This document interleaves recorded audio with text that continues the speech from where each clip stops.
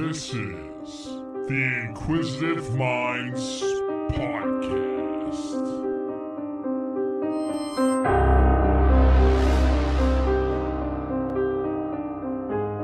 Hey, thank you for tuning in to the Inquisitive Minds Podcast. I'm your host as usual. Today joining me, a return guest, a very special guest, the original Gata.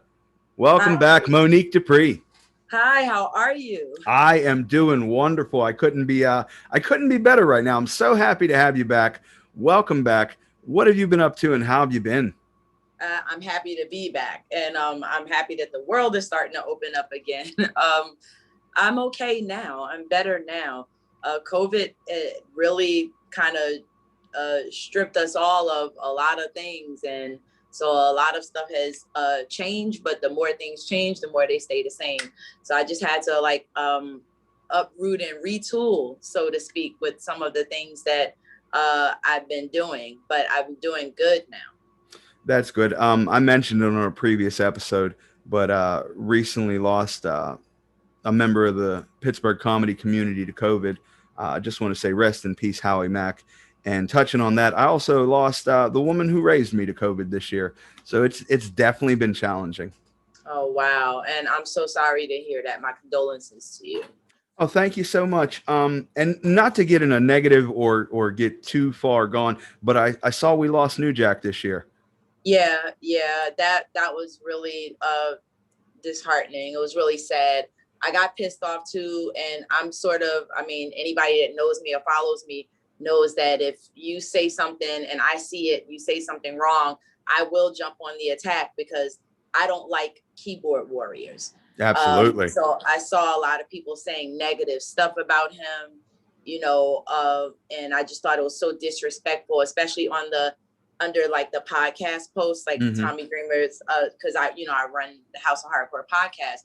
So I see all of the comments that come up, and it pissed me off. So but yeah, I was sad to hear that. He was actually he was always good to me.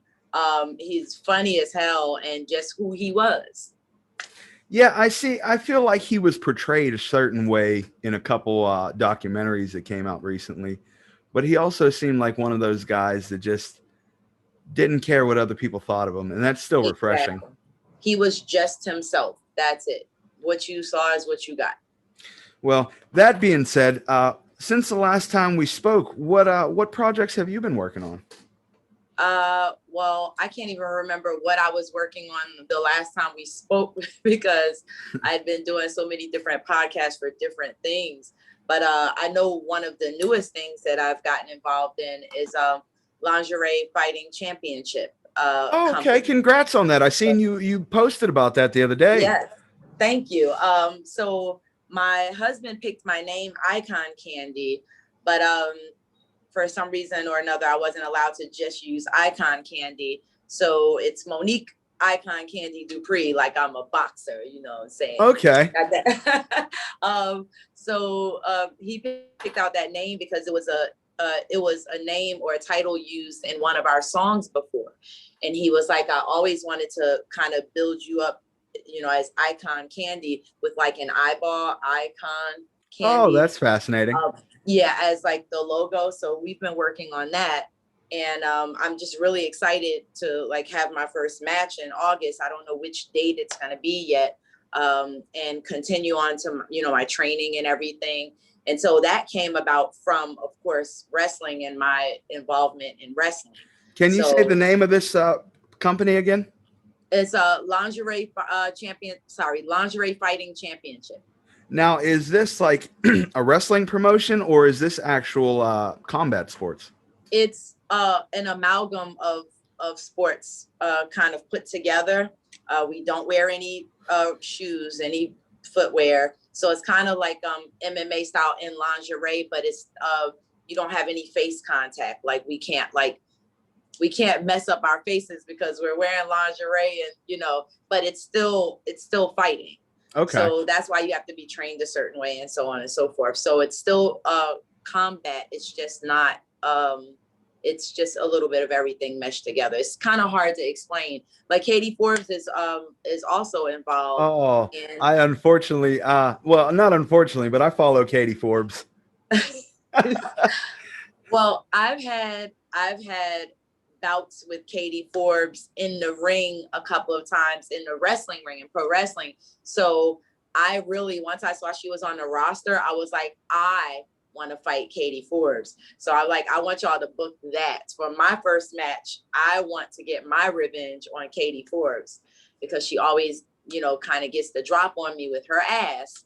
So I kind of want to return the favor with my boobs. So, I'm sure that'll be a rather entertaining match. So I'm trying to get them to, or get, the audience to want to see that, because I think it would be like a really great fight. Every time we've had heat in the ring, it's always been great, so I would love the opportunity to face off against her as like my first time match. I think it would be cool. I'm obviously not a booker, but I wouldn't see that as being an issue. You're both very, very busy with social media. Like, you're both very good at the marketing side of it. Yes, absolutely. I mean, this is what I thrive off of. This was one of the reasons why Tommy had hired me, is to do, all the social media stuff.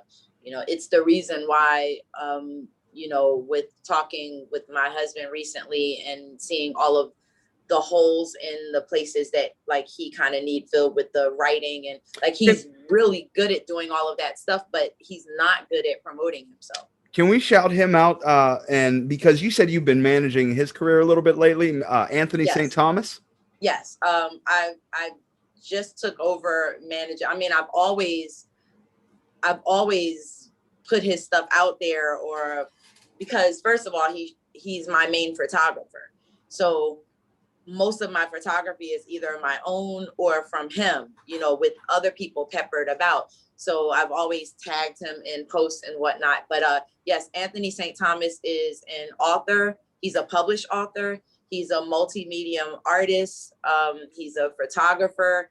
He also acts. He's been in like a lot of films with me. And we're out here in Charlottesville, Virginia, about to film again.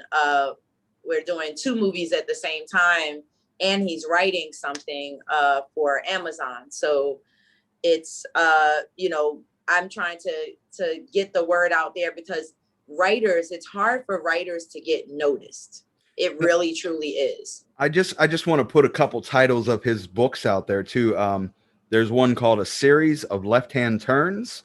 Yes, that was one of the newer books. And then there's a poetry book called Gata is a Temple of Worship, which I'm on the cover of. Oh. It's a green book, and it's like my silhouette. It's a photo that he took of me. And it's a series of like sensual poems with photos in there as well. And he also has 2 books out, but he's retooling one of them. It's 666 Newark Avenue. Okay. He's revamping it, and he's going to re-release that probably sometime this year on Amazon. And also Tripping on Wisconsin, which is kind of like, I call like a sci-fi novel. A lot of people don't like to read anymore, or it's hard to find the readers, but they do have some of the stuff on Kindle as well, but I've been finding new and interesting ways of making sure that I promote him where he can be seen more. And you can kind of tie everything in, because like I said, he's a brilliant writer. But I mean, I would say like the Black Stephen King. Okay. But it's hard for him to get noticed because he's a writer. I mean, even some of the best like screenplay writers and stuff like that sometimes don't get the recognition that, they actually deserve. Absolutely. So when he said, well, I don't, I need help with this. I don't know how to, take it to the next level. And I was like, well, hello, social media, guru right here. Let me just, use my platform and to help build your platform so that you can get yourself out there and do what you need to do. And you said he's been in movies? Yes, he's been in a lot of movies. He was in Plan 9 with me. We did Skeleton Key 2 together. Oh my God, Postmortem Postmortem America 2021. He was actually the vampire that killed me in the movie. That's interesting. And recently we did a movie called The Mick and the Trick. Okay, that sounds like a fun movie without knowing anything about it. It's a Tom DeNucci film, and if you look up Tom DeNucci, he has great films, and Tommy Dreamer has worked with him a few times. My brother Tony Todd has worked with him once in Army of the Damned. So we did a film there where we got to do our own fight scene. So they saw that we had chemistry. They didn't know that, you know, he was my husband at the time. And they were just like, you guys seem to have chemistry, you know, you're going to be paired together. And it was like, well, that was easy. So we did we choreographed our own fight scene together and did that in a movie. So that's impressive in itself. Yeah. Well, a fight scene. He's good at stuff like that. He's always been behind the scenes of almost all of my movies from the very beginning. I feel like it's returning the favor because he helped put my career out there in the beginning just by, you know, going with me all the time, helping me with my lines, helping me to get into a character. Like I played a snake demon before, and he helped me to kind of like, you know, emulate the character, like what I wanted to do. He's helped with all of these films that I've done coming up. So he's done photography for them, or he would end up being in the movie because they're like, well, so-and-so didn't show up, or, hey, Saint, you want to be in the movie? It's like, well, I guess so. And the next thing you know, he's in the movie as well. Or we would both get hired to come out and be a part of the film. So he's been in a lot of movies. He has like 3 different IMDb's, which I'm going to have merged because people kept writing either Anthony Thomas or Anthony St. Thomas or Anthony S. Thomas. But, you know, so he's done a lot. So I'm trying to help him in return to, you know, get himself out there. And just real quick, he was the other half in your musical career as well, right? Oh, yes. Yep. He was actually the writer. He wrote everything. I was just the voice piece, and he also did the rap. So it was like he did the spoken word and rap, and I sang. Okay. Let me ask you, you're a very fit individual. How did Monique Dupree stay fit during quarantine lockdowns? Well, I didn't really have much else to do but to work out when like all of my jobs just kind of shriveled up, and I fell into a little bit of a depression, but you know, I handle things differently. I like to clean. I like to work out creatively. I had to start really, it helps me to think about how I can, you know, move outside of the box in order to do things. So then I took on a lot of brand ambassador things. And then somewhere in the middle of COVID, Instagram offered me where I can have people buy badges during my lives. So I was able to make money being live, you know, doing my lives and such. I don't know. I just, the working out part inspired me to do other things. So it's like one hand wash the other. And my children are like loves fitness. So I had to kind of keep in shape with them and, you know, do all of that stuff, and helping other people as well. I've helped countless people lose weight during COVID because they came to me and asked for help. I didn't charge anybody, even though people kept telling me you should start charging for that, how people come to you. So I don't know. It's just it's a thing. I love to work out, stay fit. You know, from talking with you and communicating with you, it makes sense that you wouldn't charge anybody for that, because you seem like such a giver. Like you just want to help people. I do. I absolutely do. It's hard for me sometimes I know I'm a brand and I know that I have to treat myself as such, but sometimes I get so caught up in wanting to help because, you know, so many places you go, people are like, well, I wish I could do this, but I don't have the money. I wish I could have help with this, but I don't have the money to get the help. And It shouldn't have to always be about money all the time. I know that we need it to survive and all of that stuff, but when you have people that are really like, I really wish I could have help losing weight. Like, what should I do? What should I avoid? What should I, not everybody can research stuff like I do. Like when I lost my 82 pounds, I put my own plan together. Mm-hmm. I researched, like my body type and what I should eat for my body type, and what was bloating me, what wasn't bloating me. It was trial and error, and wrote down my whole thing myself. So sometimes I look at people and then I'll say, well, this might be trial and error because, a plan doesn't fit every person. Mm-hmm. We all have different shapes, different bodies. What works for you might not work for me, and vice versa. So I just don't want to charge people.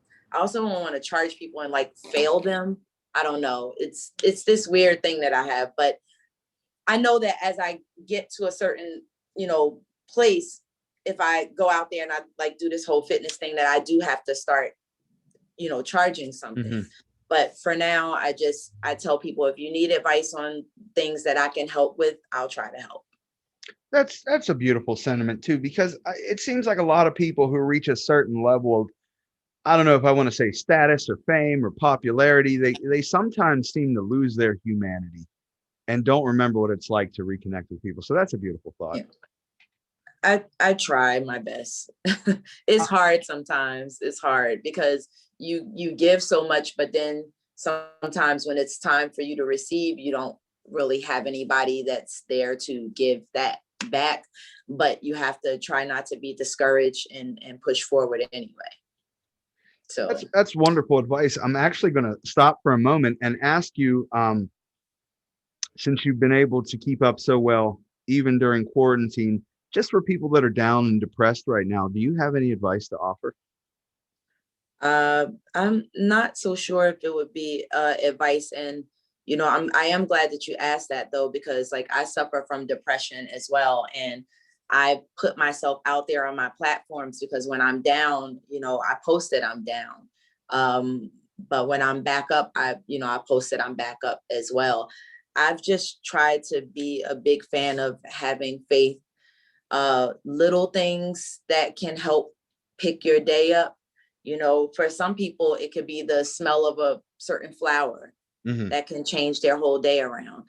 It can be, somebody text you, or just the littlest things. You just have to try to remember the positives in your life. First of all, if you woke up, that's already a beautiful thing because you have a chance to do something. You have a chance to do over. If you went to sleep at night going, oh, I wish I could have done this, or, oh, this, that, or the other, you get up, you woke up. A lot of people didn't do that. So I try to tell myself when I, first wake up, okay, if nothing else, I woke up today.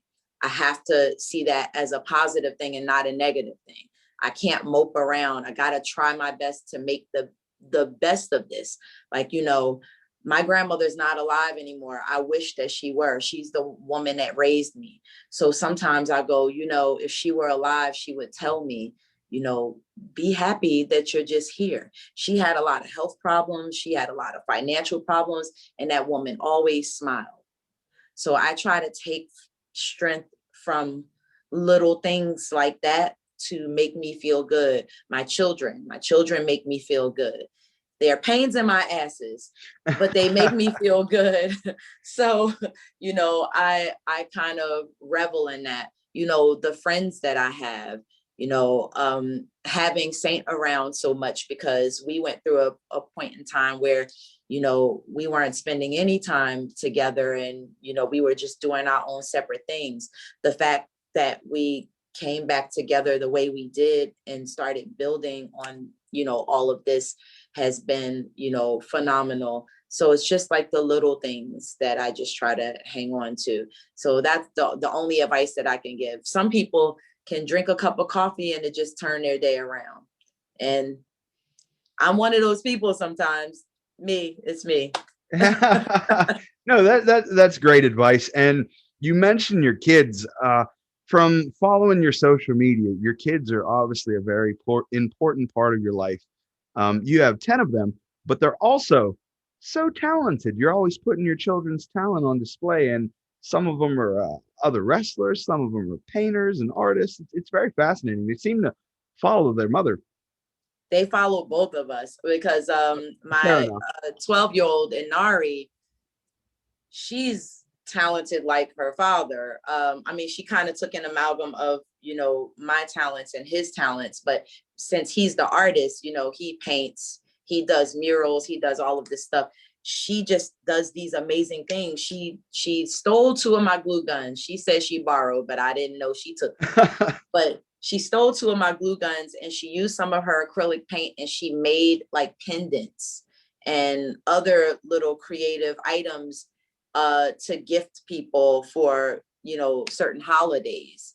And it's just like, it's so amazing to see. I have a little gymnast. She had to stop going to the gym, to gymnastics because of COVID, and hasn't been back since things are starting to open up, because I don't really trust it yet, like sending her to gymnastics class. Understandable. But during COVID, I just eradicated the living room and turned it into a gymnastics space so that she could keep practicing. Actually both of them can keep practicing and working on a balance beam. I bought a balance beam. I bought all of that stuff.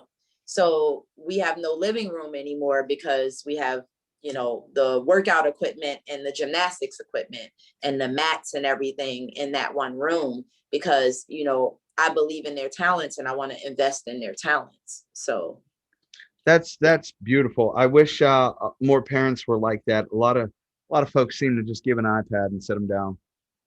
Yeah, I try my best, and it's hard, with 10 kids, and people think because like I have a blue check mark that I have all of this money, and I'm like, I have 10 kids and I work independent. I'm broke as hell. I work hard. I mean, this is my 9 to 5. It's not like I'm not an actress and, a pro wrestling personality. And then I turn around and I work at, like Rite Aid or something like that, and I'm not saying that as like a bad thing at all. What I'm saying is that I don't have another regular source of income. It's just this. And you know how sketchy the entertainment industry can be with income, and how sometimes you got really good months and other times you have slow months. So you have to save up so that when you have the slow months, you can still live. That's what I have to do. That's why when I do my Instagram lives and I do my badges, I tell people, listen, the money that you contribute for this goes to the creative stuff. The next thing I would like to do is start to collect money from my badges to start traveling to different places for like really great photography shoots. Like with myself and my husband, I would like for us to be able to travel and do stuff like that. I've seen you have also started doing appearances at conventions. Yes, I am starting appearances again. I have not. The last convention that I did actually was for my brother. I was at what was that, Days of the Dead with my brother Tony. Okay. I didn't have a table. I was there for him and to work for him. So but I did go to the convention all 3 days, and it was really awesome to be back. But I do have a couple of conventions lined up for July, and I think there's one in September. The one in July is in Virginia, and I think the one in September is in Virginia as well. Now, Haunted Screams. Can I ask you about the convention appearance life? Like, how is that experience? Just, I know it's somewhat positive, fans coming to you and wanting to greet you and take pictures, but does it get exhausting? It's absolutely exhausting. Convention, like when you're doing conventions, that's some of the most exhausting, things that you can do, because it's the travel there. It's the, having to kind of be on display for 8 to 10 hours a day. And then whatever else afterwards, after parties, panel stuff, all of that kind of stuff. And you always have to kind of keep yourself open.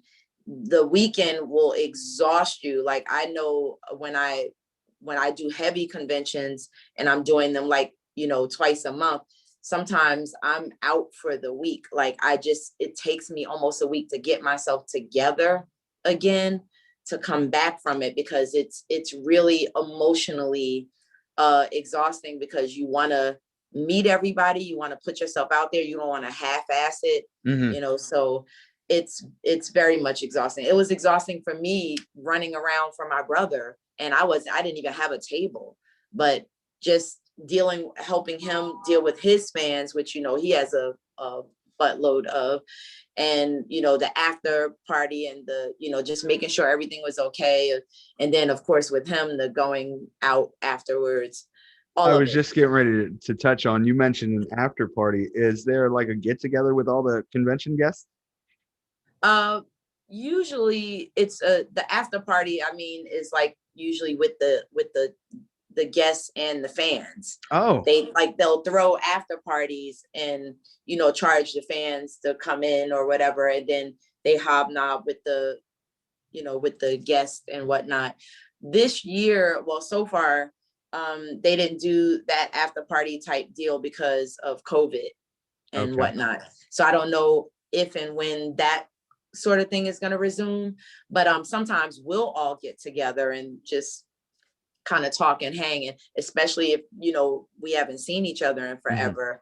But of course, again, with COVID, you have to be careful. So there was just a lot of we were hanging together, but we were trying to keep our distance and be staggered, except for the people who all came together and whatnot. No, that makes a lot of sense. I remember from our first interview, you had mentioned your brother being a food snob, and you had just mentioned going out with him afterwards again. Yes. Any interesting food related stories that you guys have had recently? Not really. Well, it's always a food story, but at the same time, it's I've been with him to Vegas since COVID, where we were in search for the perfect duck. Oh, that's a very interesting thing to look for. Yeah, well, he eats everything. Like, I remember one place where we went where he ordered marrow, and I'm simple. I don't like all of the stuff, but he's like, sis, you have to try this, you have to try that. You haven't lived until you just taste some of this, and you need this duck. And so we never found the duck because I think the place was either closed or we couldn't get in because of COVID. It had a certain amount of people and whatnot. So in Chicago, we had to relegate ourselves to the bar restaurant, which they have good food, but it was the same food, and he likes to try different things. So we got to go out once to Harry Carey's and eat, and that was pretty interesting. I think everybody enjoyed themselves. We really mostly enjoyed just going outside of the doors of the convention to go somewhere else. But I love the fact that he tells me to try these different foods, because I've closed myself to it for many, many years. And Saint has tried to get me to open up my mind to different foods. And I was like, nope, won't do it. But then when the both of them gang up on me, then it's, I end up trying it just for the sake of trying it. That's how I tried caviar before, which, no, thank you. I don't want it. I've never tried it myself. I've always been weary. What was your thoughts on caviar? Nope. Nada. No. Is it the texture or the taste? Disgusting. All of it. Yeah. Don't want any of it. I don't like it. That's fair. I didn't like it. I didn't like the look of it going in, but I tried to keep my mind open, and I said, nope, don't want it. I'm good. I just, give me something vegan, or even give me some Italian food if I'm going to eat something hefty, but I don't like caviar. That's fair. I ate some seafood at a friend's wedding last year, and I don't like seafood, but I tried the hors d'oeuvres, and I figured I'd be polite. I put the first one in my mouth. It was a little crab cake. Okay, whatever. Didn't like it. But the next one was covered in bacon. So I thought, okay, I guess we can maneuver this. It was a scallop, and I almost lost it on myself there. Oh. Yeah, I can't deal with certain food, so I completely understand the caviar. Now, Monique, before you were a very busy woman, and it seems like somehow you were able to get even busier and take on more responsibilities. I want to hear about what you've been working on specifically. What are your passion projects? Well, I've been doing a lot of films during COVID, especially with self-filming, Okay. doing the scenes myself, which I got to do some directing of myself, but still. Um, so I'm really excited about those films coming out, because that means sometime this year or next year they'll be coming out. And like I said, I'm here in Charlottesville because I'm doing two films. The end of, I believe, the Skeleton Key series, and then another film called Shark, You Son of a Bitch. Shark, you son of a bitch. Yes. Okay. I'm I'm working on that today and tomorrow as well. Again, with the managing his career, that's really important to me to kind of, get it out there. Doing the Lingerie Fighting Championship, now I have to train more and get back in. I stopped working out as much, but I kept fit. But now it's time for me to go back into super Monique mode and, get in the gym all the time like I was doing before, so that I can really get myself revved up for, these August shows for that. And they have the pay-per-view link for that. I have it on my page as well. And I'm slated for about 6 other movies this year. So you're staying really busy. Yeah, I know that I'm traveling to Texas, Ohio. I signed NDAs, so I'm not sure when I can say the names of the projects, but I know that that I will be going to PA, Ohio, and Texas. So you're coming to PA. Yeah, so I love PA. I do. What part, if you don't mind me asking? I'm not sure which part it was, but I will also tell you that I'm going to be in PA. I don't remember how far it is. Okay, the Shakespeare Film Festival is happening in July, and Tony is doing theater there. August Wilson's piece, and he's going to be there for a month doing this, and I'm going to be there for half of that time with him, because I always go and support his theater shows. Plus, we usually stick around for a little while, and when he needs help or wants to go somewhere, so he has company, and also I'm the person that deters other people when he's trying to eat and whatnot. That makes sense. You need a buffer. Yeah, you really do, because I mean, he's very appreciative of his fans and stuff like that. It's just that, when he's eating, I like for him to be able to eat. Yeah. No, that makes sense. Uninterrupted. But so I'll be there. I can't remember what city that is, but if you look up Shakespeare Film Festival or Shakespeare Festival, you'll see what city it's in, but it's in PA. So I'm gonna be all around PA July, but I'm coming out there in June as well.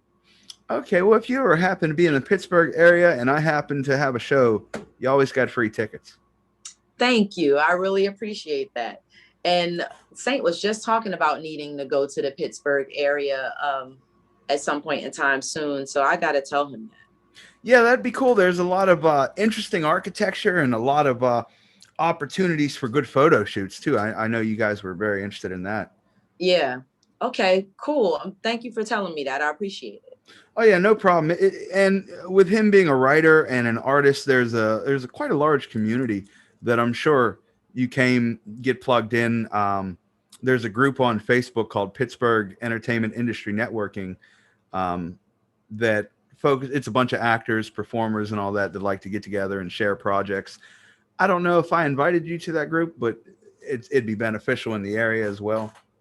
Okay, I don't know if you did, but can you resend if you did send it? Or... Absolutely. Thank you. I appreciate it. Yeah, no, it's always fascinating to just, I love a self-starter. The longer I've done this program, I'm over a year in now, which I'm thrilled about.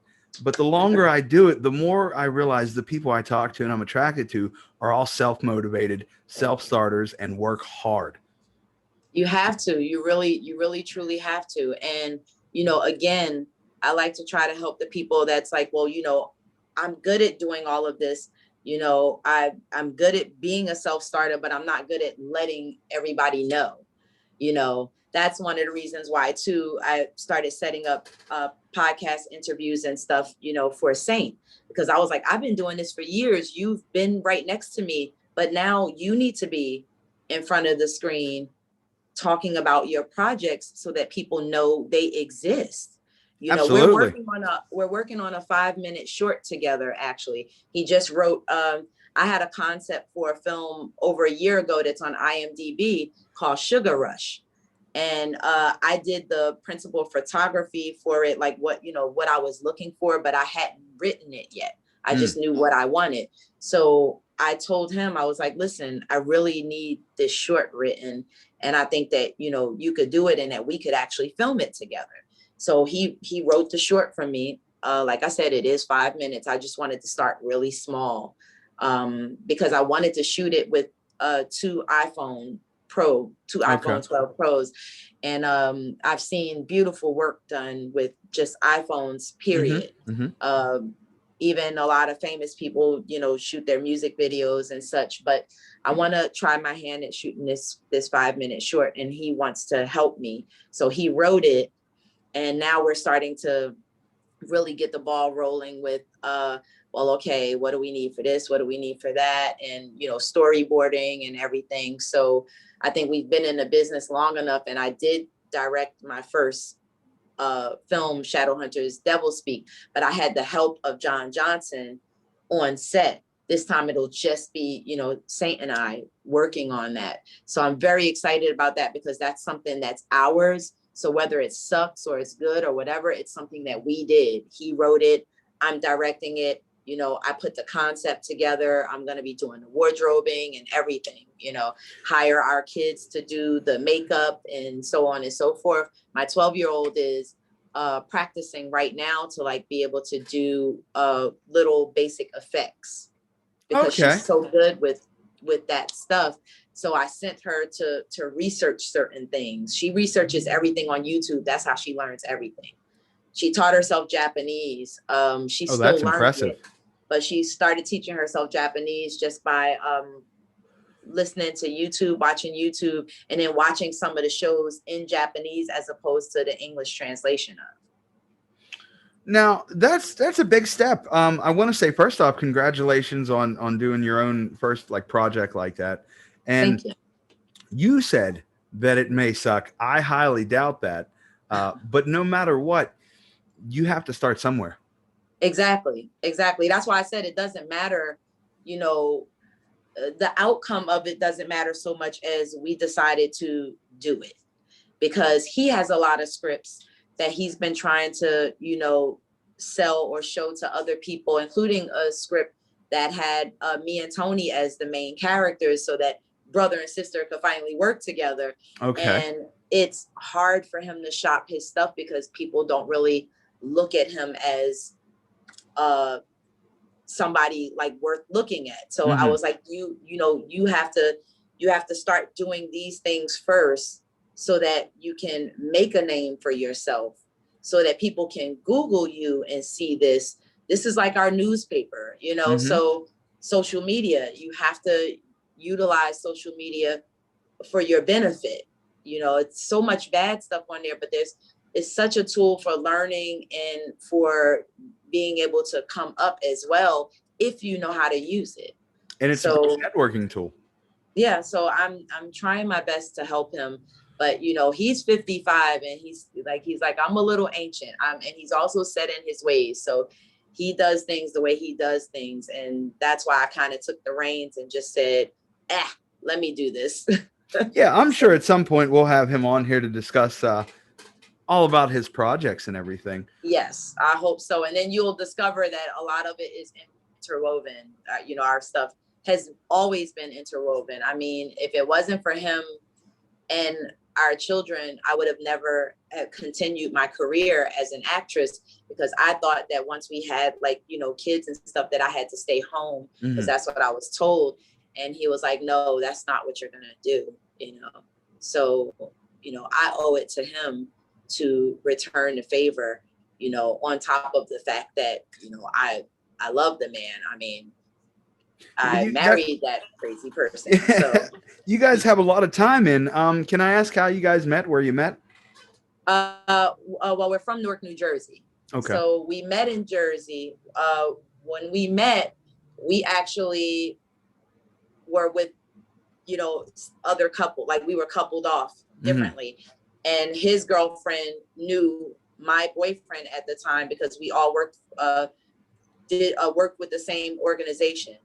And we met up, and the first thing that he ever said to me was, you're a stick figure with boobs, because I was like 90 some odd pounds, but with like size D boobs. And so it was just, I was really tiny with boobs. And I hated him for that, because that's the first thing he ever said to me. But eventually, like, they broke up, we broke up. We had always remained friends and would like go hang out together. We were each other's calm during our breakup because we were both kind of torn up over that. And eventually us being best friends just turned into a relationship one day. And then we started making many babies together. You remember how long ago that was? That was 1993. Oh, wow. You guys go really back. Yeah. Yep. That's a long ass time. So there's a lot of history, a lot of stories, a lot of stuff. So yeah. And you said you're still managing the you're still managing the House of Horror podcast or House of Hardcore podcast? Yes, even though he's not putting out as many episodes, but I still run that if we ever did switch, because I moderated our Twitch shows and whatnot. And I hope and pray that House of Hardcore will come back. I guess that's a waiting game. I get so nostalgic and want to cry I miss it so much. But I still run all of the stuff. People still email me for all of Tommy's work. Well, when they see me on his IMDb, I think, because I was listed as his manager on IMDb. I mean, I am still listed as his manager, but he's Tommy Dreamer. He can get his own work. It's just that when people don't know how to get in touch with him, they email me, and then I negotiate all of that stuff. So I still do that. Okay. I'm working. I'm just working. Every time I hear you talk about wrestling, you can tell immediately that it's not a job. It is something you just love to do. It really truly is. I miss it, and I miss being around everybody. I did have the opportunity. I was in Nashville with Tommy a few weeks ago for Impact, and being able to see everybody again for the first time in so long was just amazing. I missed everybody, but then I still was missing a component because I didn't get to actually do anything. Okay. I didn't really actually get to do anything, except there was a party we was having, like a little after party, right? Just for the wrestlers. And we were unable to stay in the room because people were complaining that we were making too much noise. But when you get a group of people together talking, it's gonna sound noisy. Yeah. Because everybody's just talking. So nobody was being unruly or anything like that. We were just merely standing and talking. So I got to solve problems. That's what I do. I'm a problem solver. So when they said that we would have to leave out the room if there was noise one more time, I know all the staff there because I've been going there with Tommy during, the pandemic. So I went and I talked to the security guy who liked me, and then went downstairs and talked to the manager. I was like, listen, if we come downstairs, can we come down here and bring our stuff down here, our music, our alcohol, whatever, and just bring it down into the lobby? And she was like, sure, because nobody's here in the lobby. So I went up to everybody. I was like, okay, guys, we can move downstairs. We can play our music. We can do whatever. And they're okay with it. There's only 2 people working tonight, and they don't care if music is blasting. So we moved everything downstairs, and then the party was like, I got to solve a problem. Now, without incriminating yourself or anyone else, do wrestlers party hard? Yeah,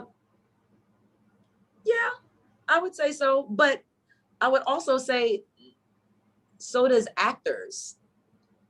Okay, that's fair. Like, you have two views into those relationships that I don't. Yeah, I would say entertainers, period, can party hard, but like it's not like all the time. Mm-hmm. I feel like what people don't get is like when you work so hard, you work so many hours, you're doing all of this stuff. I mean, it's not just, them going out to the ring in terms of wrestling. You have to be there all day. You have to, there's so much you have to do. There's so much that has to be done. So when you're done that whole trip, you want to just, unwind. Absolutely. And so that's what you do. It's twerking time or something. It's twerking time, y'all. Well, it's twerking time. Real quick. Yeah, it's just that premise is you do so much for so many hours and you work so hard. Same thing with film. You have this project. Sometimes you have to, gain weight or lose weight for a project. You have months, you have to learn a script. You're on set every day for God knows how many hours a day. You get very little sleep. When it's all over, some people just want to sleep and some people just want to like cut loose, have a party, and then go sleep or whatever. So it's well-deserved and well-earned always. Absolutely. Real quick, can you shout out all your social medias and your links for people?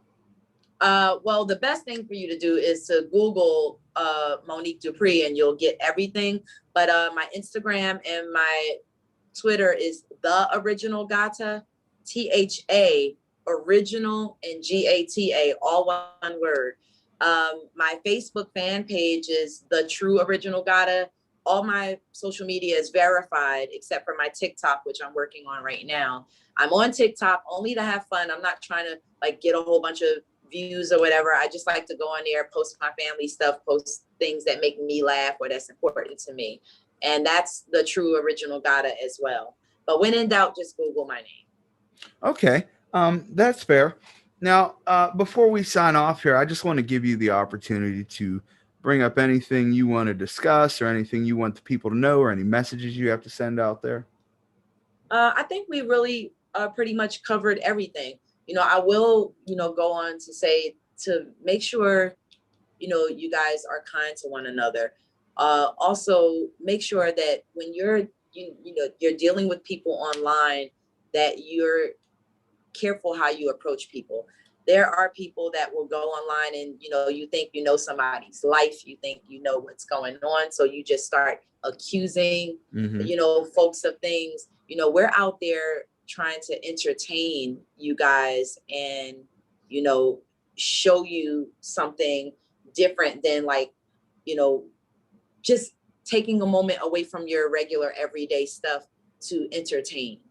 And I just feel like take that, for what it is and not try to figure out, people's personal lives and stuff. I see it so much. It happens so much. I mean, it happens with me, but I've just seen it happen so much. Just be kind.